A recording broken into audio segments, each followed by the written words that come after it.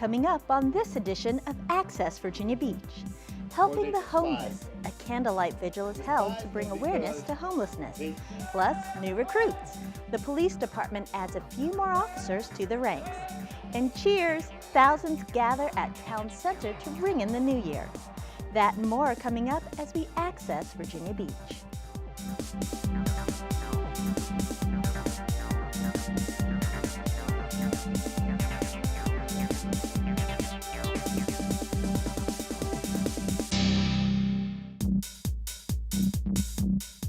Hello and welcome to VBTV's Access Virginia Beach, a program that informs you of news and events from around our city and schools.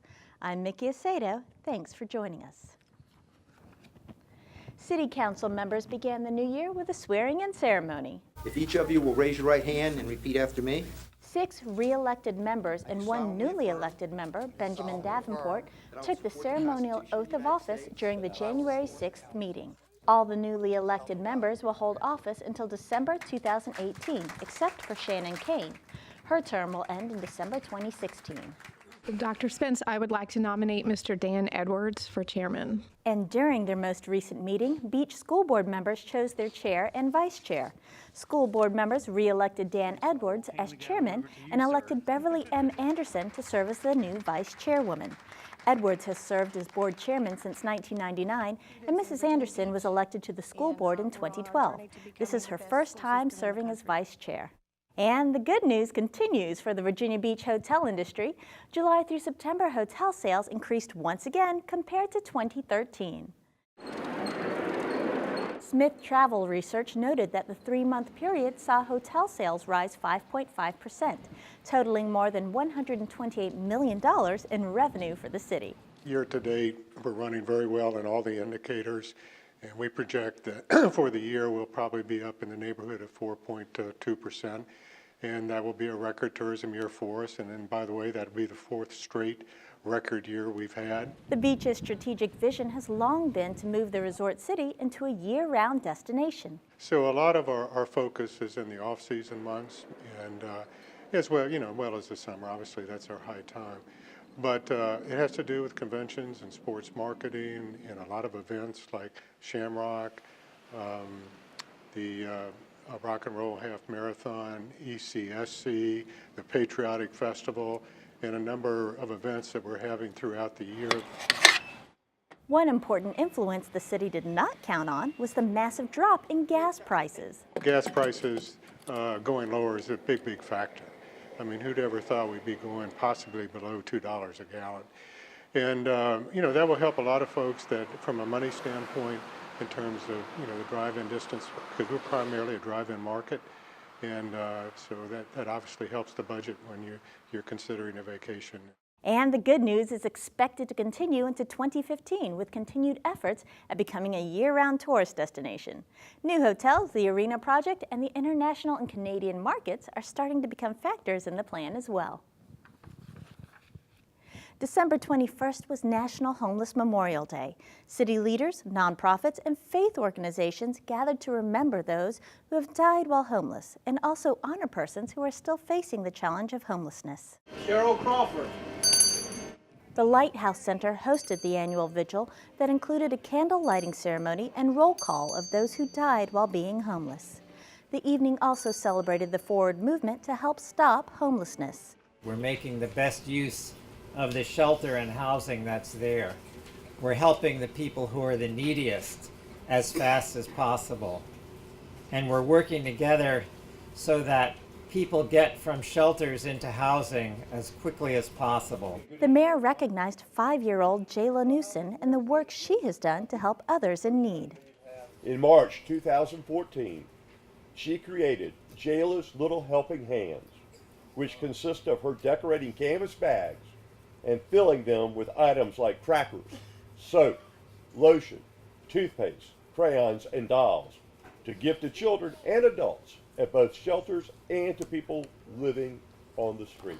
The program is self-funded through her parents. To date, she has made more than 80 bags. Her father is full of pride. Jayla giving to the homeless has made me especially proud of her, and has made me especially proud of what she's thought of and what she's done for the less fortunate. We plan on continuing to do it for as long as we can. Jayla was even recognized on the national news. The Today Show named her runner-up for the Kindest Kid contest. From the bomb squad to the SWAT team, Virginia Beach has one of the finest police departments in the nation. And at almost 800 strong, the department is the largest municipal law enforcement agency in the Commonwealth. And now they can add a few more numbers to that list. Right, left, right. One by one, officers marched in for the graduation ceremonies of the 58th Virginia Beach Police Academy. I joined the police department to serve the public.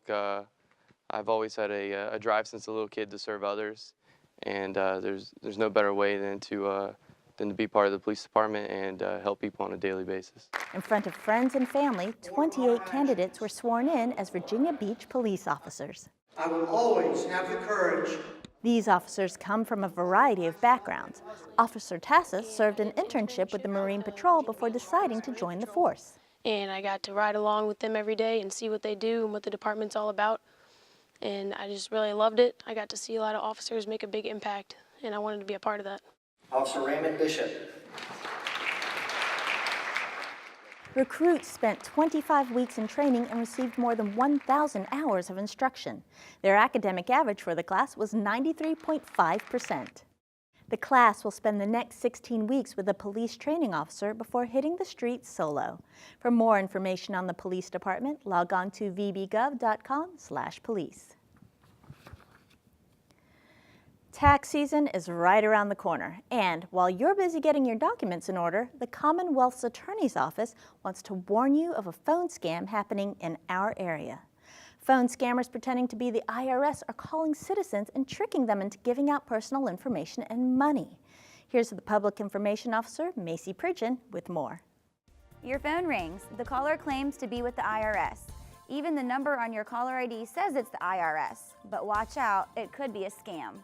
Scammers are calling citizens, claiming that you owe money. Some are even stating that you're due a refund if you'll just provide some private information. But beware, the IRS does not operate this way.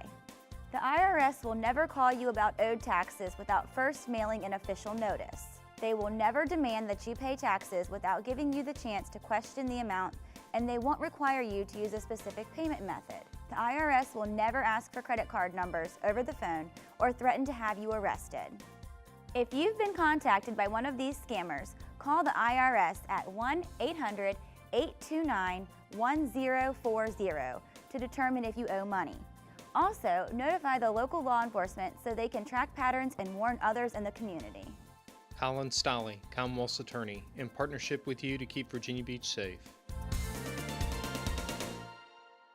Make sure that you also report it to the Treasury Inspector General for tax administration at 1-800-366-4484 or visit the address listed on your screen. How did you ring in the new year? Were you among the thousands that took over Town Center for the last night on the town celebration? We had crews out there covering the festivities, so let's take a look at the highlights, starting with some family fun at the mall. 3, 2, 1, Happy New Year! The festivities kicked off at Pembroke Mall with a kid-friendly countdown. There was entertainment for the whole family, including magic shows, arts and crafts, roving performers, and even some animated characters. The second annual celebration continued well into the night with an array of street performers, a laser light show, and a free concert featuring headliner Eddie Money. 1, 2, 3, 4. The evening topped off with a midnight countdown and fireworks. The Central Business District Association hosted the celebration. More than 10,000 people helped ring in the new year. 3,500 were in attendance for the kids' events at the mall. Coming up next on this edition of Access Virginia Beach, ever wonder what it takes to get clean water through your faucet? We'll take you through the process. Plus, we'll check out how the Visual and Performing Arts Academy prepares students for art-related careers. We'll have that and more when we return.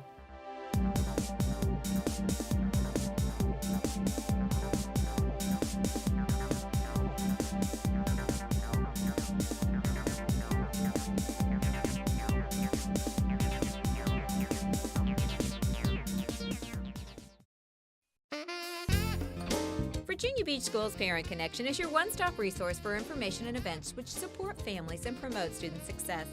Parents, do you ever feel a bit challenged trying to connect with your child? We all experience times when it can be difficult to understand what motivates our children. Plan to join Children's Hospital of the King's Daughters for a free workshop, The 5 Languages of Love, being held at the CHKD Health and Surgery Center at Princess Anne, Wednesday, February the 11th, from 6:30 to 8:30 p.m. The class, based on a book by Gary Chapman's The 5 Love Languages of Children, will help participants learn how to identify and apply different communication skills to build a better relationship with your children. To learn more, call 668-7402 or register online at the address on your screen. Software and operating systems for PCs and Macs are constantly updating.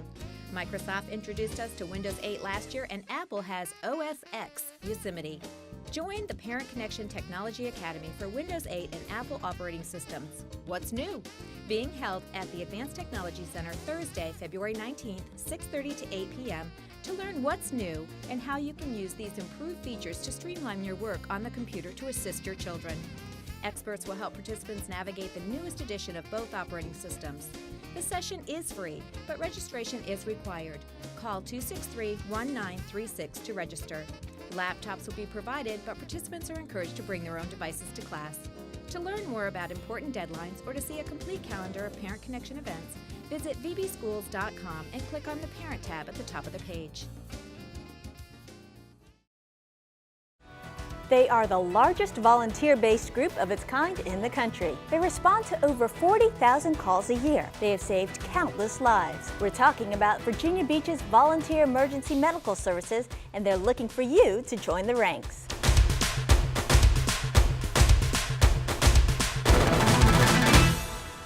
From medical emergencies to life-saving interventions, EMS volunteers are state certified, highly trained, and ready to respond around the clock.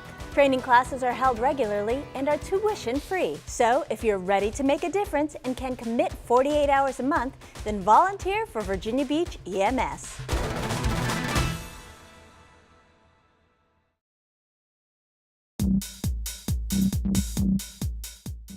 Welcome back to Access Virginia Beach. I'm Mickey Aceto.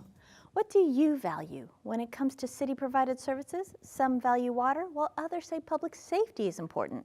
The City of Virginia Beach provides a multitude of services for your tax dollars, the sum of which makes the resort city a great place to live. In the new series, Access Virginia Beach highlights these quality services. Tap Water Delivers is today's topic as we check out the city's public water system.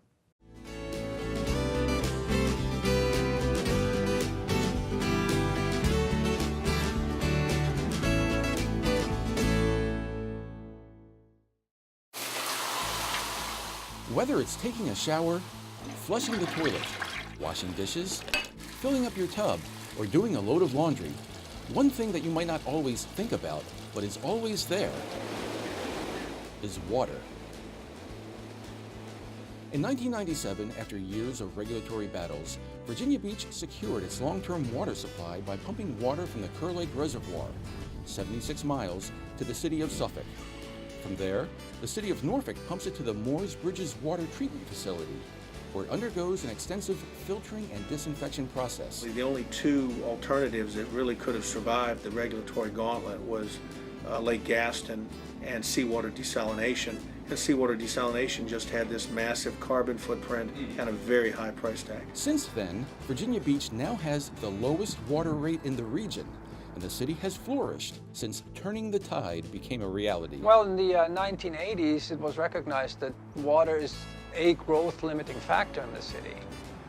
You need to have water for your citizens for domestic purposes, of course, for industrial purposes, and so on and so forth. And if you don't have the water services available, you cannot, expand your services and develop your cities.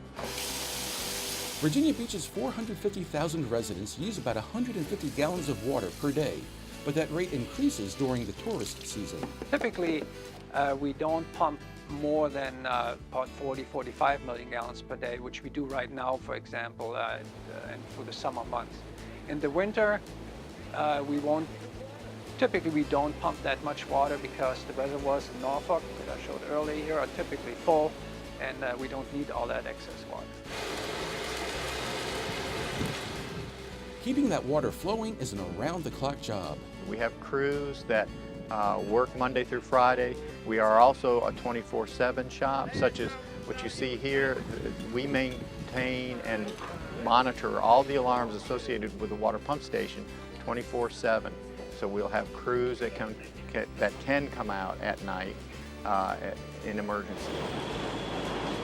And emergencies do arise where a constant supply of fresh water is needed. We want to make sure we have sufficient pressure and flow to fight whether it's a structural fire in a residential house or some of these larger, taller commercial buildings. And that's one of our important parameters, is to make sure that there is that sufficient water, not only to protect the structure, but the citizens and the firefighters that are putting out the fire. Whether it's fighting a fire, swimming in the pool, or brushing your teeth, getting that fresh water to you is not an easy task. We have a water distribution system that pipes clean water at sufficient pressure and flow to over 130,000 connections. That's about 450,000 people. It is very important for their not only consumption, showering, but also for sanitary needs such as toilet flushing. We have approximately about 1,580 miles of water distribution piping throughout Virginia Beach. It doesn't extend as far into the south part of the rural areas of Virginia Beach, but these pipes range anywhere from the age of 1924 up to we're still putting in new pipe today. To guarantee the quality of water delivered to your tap, samples are collected daily from throughout the distribution system. Nearly 100 sampling stations located throughout the city help get the job done. Our basic responsibility is to collect water samples in our distribution system, the people that are served by the public water system.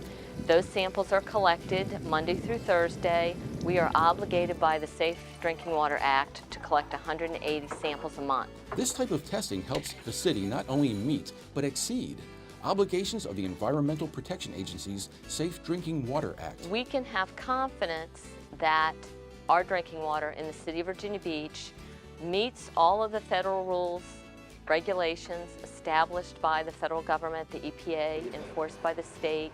People can have confidence in it by the fact that we do that. They can always call in, they can ask us questions about it. We can share that information.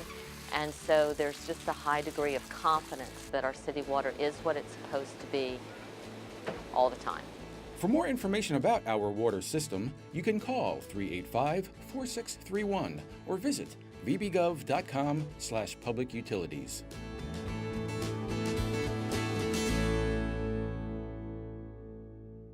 Teaching and assessing the skills students need to thrive in the 21st century is the focus of Compass to 2015, the strategic plan for Virginia Beach schools.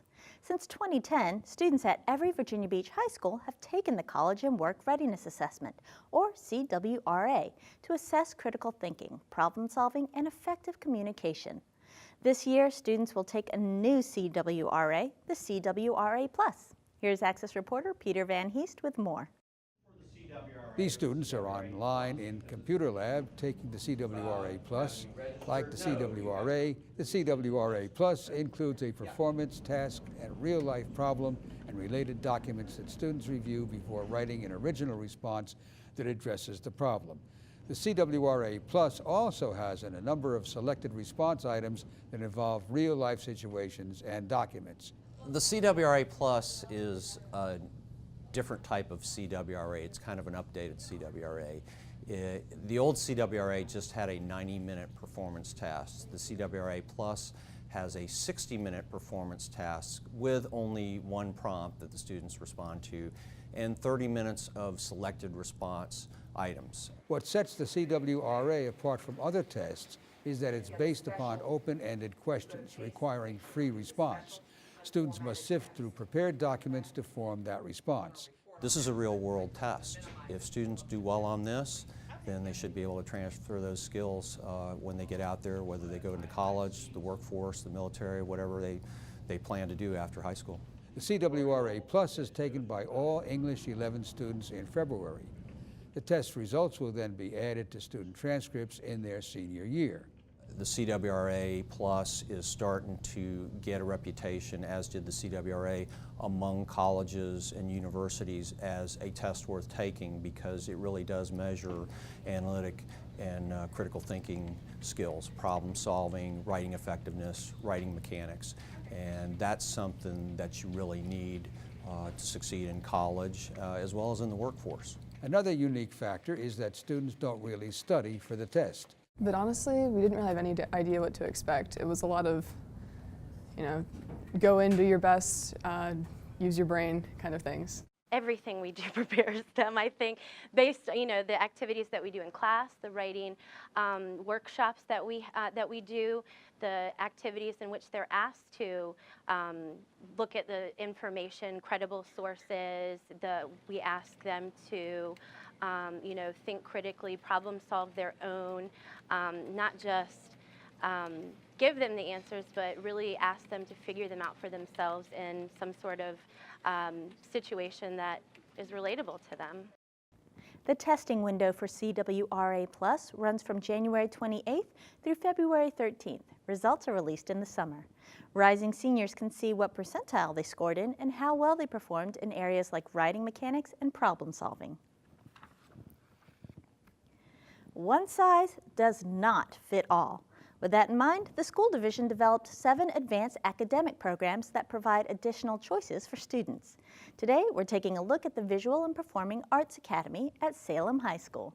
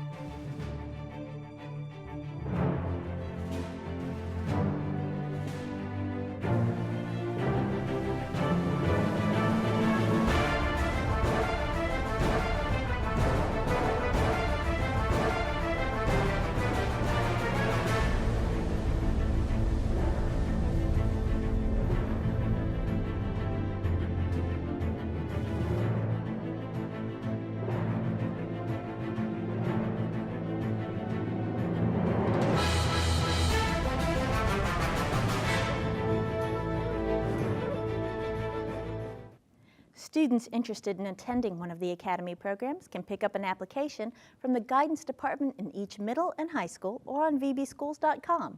The deadline for applications is February 2nd. The Advanced Technology Center is a state-of-the-art school for Virginia Beach High School students. The coursework at the ATC is cutting edge and is designed to prepare students for existing careers and those that will be emerging in the coming decades. 4 strands are offered at the center: information technology, telecommunications, manufacturing engineering, and marketing education. Let's see firsthand what they have to offer.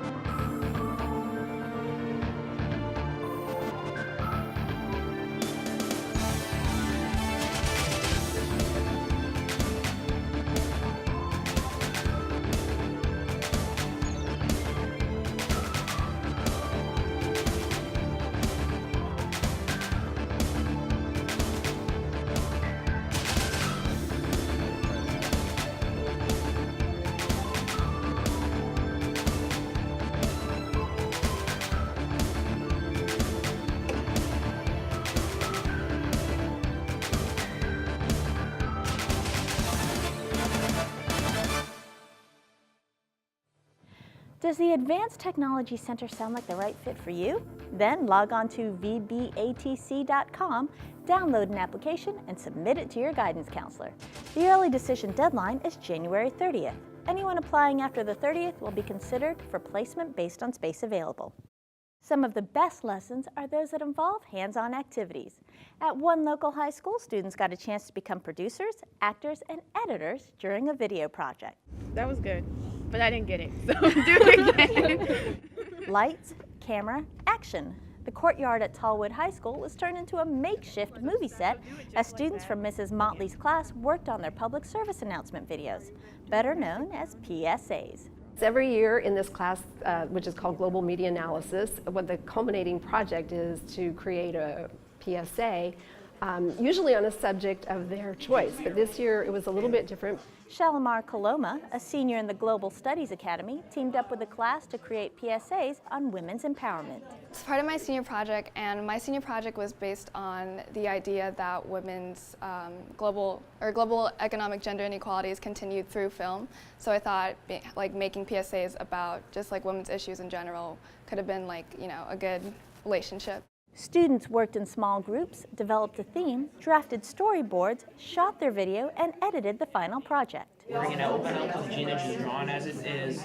From violence and dating to breaking free from labels, students chose a wide range of topics for their videos. Our PSA right now is strictly about body image. We want girls to feel more confident about themselves, so all of the PSAs are focusing on women, and the issue that we chose was body image. Once the PSAs are finished, Shalimar plans to hold a film festival at the school. Teachers hope the project will spark an interest in media. We're trying to teach them to be educated consumers of media, and in order to do that, it's super important for them to produce something, because being on the other side of that and being a producer changes their whole viewpoint. Tallwood High School is home to the Global Studies and World Languages Academy. Seniors must complete an academy project on a global issue of concern. And with that, we've come to the end of our show. But if you've missed something or would like to see it again, you can view this program online. Log on to vbgov.com/media, then under the All Categories button, find and click on Access Virginia Beach. For everyone here at VBTV, I'm Mickey Aceto. Thanks for watching.